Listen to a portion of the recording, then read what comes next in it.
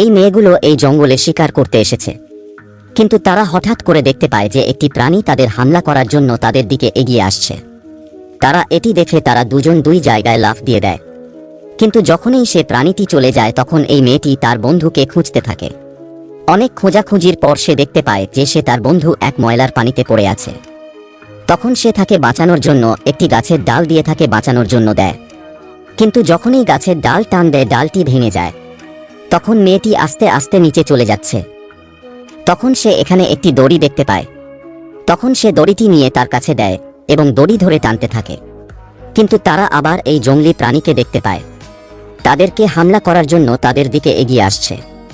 তখন মেয়েটি কোনো উপায় না দেখে তার হাতে থাকা তীর দিয়ে তার দিকে তীর ছুঁড়তে থাকে, কিন্তু তার তীর সঠিক নিশানা না হওয়ায় ময়লার পানিতে পড়া মেয়েটি তীর মারে প্রাণীটির দিকে, যার ফলে সেখানেই প্রাণীটি পড়ে যায়। এই ভিডিওটির দ্বিতীয় পার্ট দেখার জন্য ভিডিওতে একটি